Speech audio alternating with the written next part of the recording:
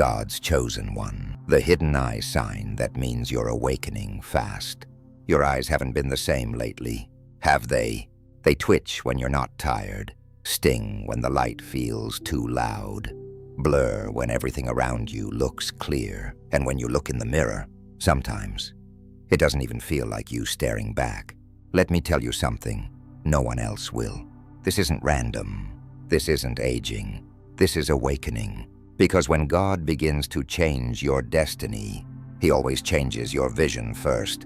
And if your eyes have been different lately, then this message was written in heaven with your name on it. The glimpse that shook her. She hadn't noticed it at first. Just a flicker, a moment, a glance in the mirror that felt wrong. Not ugly, not tired, just unfamiliar. Nia, 38, was used to pressure. Her days were filled with courtroom tension and cross-examinations. Her nights, wine, case files, and silence that pressed too loud against the walls. She knew exhaustion. She knew grief, especially after her brother's passing last spring. But this was different. This wasn't burnout. This was stillness. That morning, she stood in her bathroom brushing her teeth when her eyes caught themselves in the mirror and everything paused. They weren't puffy. They weren't bloodshot, but they weren't hers. There was a space behind them. A stillness so ancient, so deep, it felt like someone else was watching her. Not scary, not unholy, just sacred. Like her soul had shown up early, waiting for her to catch up. She leaned in, blinked twice, whispered, "What's happening to me?" There had been signs, strange ones. Her eyes twitching at random, a sudden sharpness in her vision one moment, then blurring the next. Lights felt too harsh, even when the room was calm. And sometimes, people would say strange things. "There's something different in your eyes. You look softer. Are you okay? You seem deep." But she didn't feel deep. She felt like she was coming apart, and yet, more present than ever. It wasn't anxiety.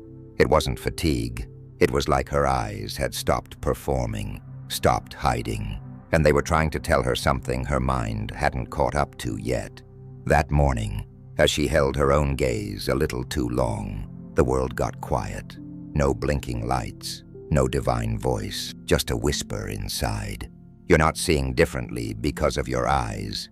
You're seeing differently because your identity is shifting. Nia stepped back from the mirror, not out of fear, but reverence. Whatever was happening, it wasn't just biological, it was biblical. Her reflection hadn't changed. Her perception had, and in the stillness, she realized, God isn't just healing what I see. He's preparing me for what I've never seen before. Part 1. The Divine Wound. The eyes that saw too much. Some people age because of time. Nia aged because of what she saw. Not violence, not trauma in the traditional sense, but the slow erosion of truth, the kind of dishonesty that doesn't scream, it simmers. She spent a decade staring into courtroom lies, witnesses twisting their pain, clients masking guilt, opponents with smiles as sharp as razors. Her job wasn't to see the soul, it was to see the strategy. And somewhere along the way, her eyes stopped trusting what they saw. She would look into someone's face and feel off, not because they looked wrong, but because her spirit started catching what their words refused to say. At first, she called it intuition. Then it became fatigue, and finally, it turned into a kind of emotional blindness. Numb, sharp, distrustful. When her brother died, it sealed something inside her. He had always been the one to call out the light in her, the one who reminded her that her gift wasn't just logic, it was discernment. And when he left, that part of her closed too. She didn't cry at his funeral.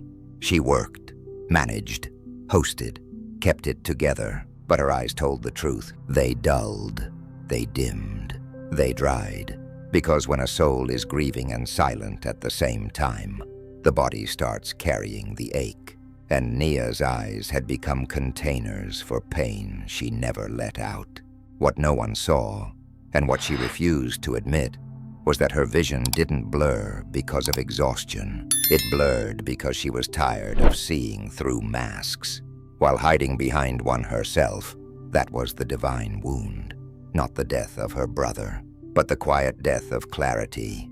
The day she stopped looking for God in people and started preparing for disappointment in advance.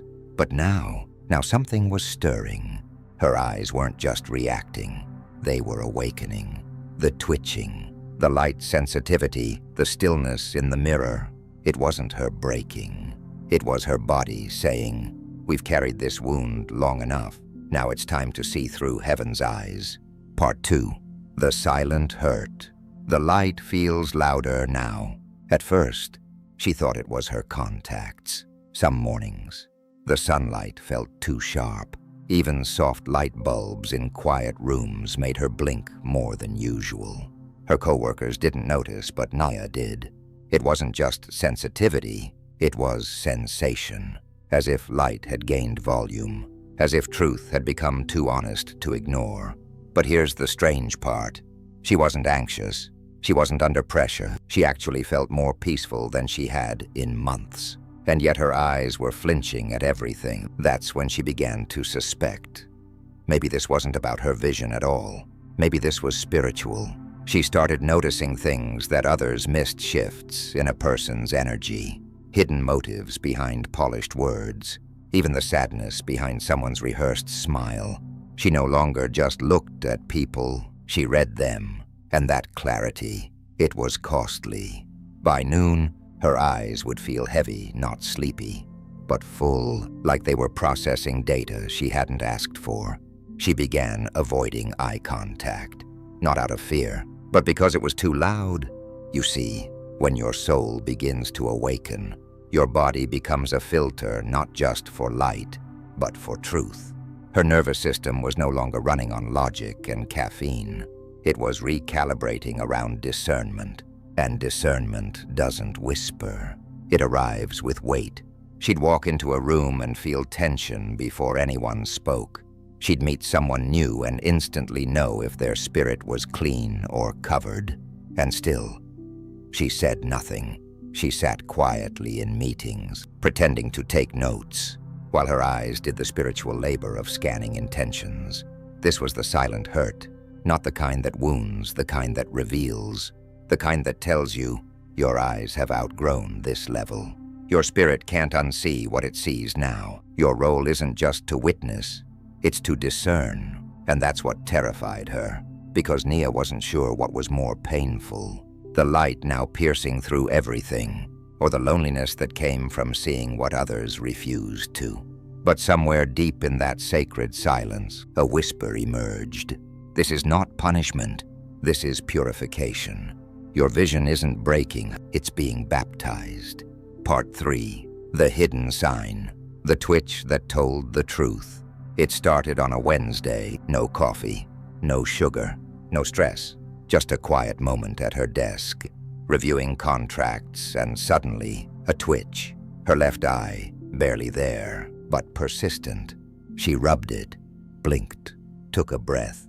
It stopped. 10 minutes later, it returned. Annoying, she thought. Maybe I'm dehydrated. Maybe I need sleep. But she'd had water. She'd slept 8 hours. And still, it pulsed. By Friday, the twitch showed up every time she thought about quitting her job. Every time she read texts from someone she no longer trusted. Every time she looked in the mirror and asked, "Is this still who I am?" It wasn't just her eye. It was her spirit flinching. Because awakening doesn't always begin with dreams or angels. Sometimes it begins with static, unexplainable tremors, uncomfortable patterns, tension in places the body was never meant to hold long term, and the eye, being the most honest part of the face, often speaks first. Nia began to notice a pattern. Her eye would twitch when she silenced herself, when she agreed to things she didn't believe in, when she sat in rooms her spirit had outgrown. It never hurt, it just interrupted. And the interruption became sacred. What truth am I refusing to see? She started asking that every time it happened, one night, while journaling. The twitch returned, not during stress, during clarity. She had written, "I don't want to do this anymore. I want to heal people, not defend the brokenness of systems." And as the twitch softened, she realized her eye wasn't rebelling, it was releasing. It had been holding back truth for years. It had stored every silent compromise. It had masked her sadness with professionalism. But now, that gaze had become a messenger, and heaven was speaking through the flicker. When you stop resisting, the body will stop trembling, because truth, when finally welcomed, always stills the storm. Part 4. The Soul Hook. When a stranger sees the spirit in your eyes. She wasn't trying to be seen that day. Nia had slipped into the museum alone. No makeup, no distractions. Just a quiet need to breathe. Her mind was too loud, and her spirit felt like it was shedding layers she didn't yet understand. She wandered past sculptures and portraits, until one painting made her stop. It wasn't famous, not even beautiful by most standards.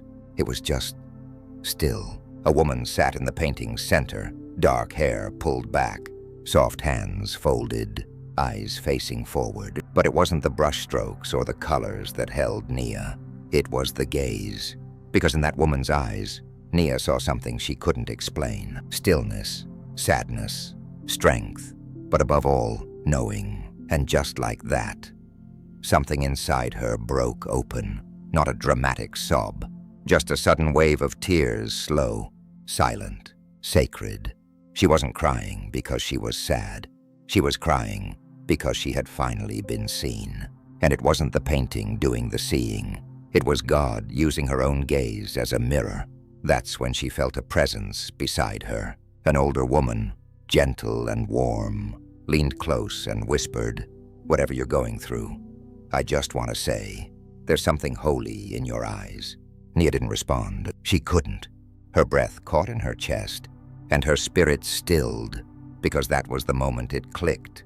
People weren't noticing her glow because she was healed. They were noticing it because she was becoming transparent.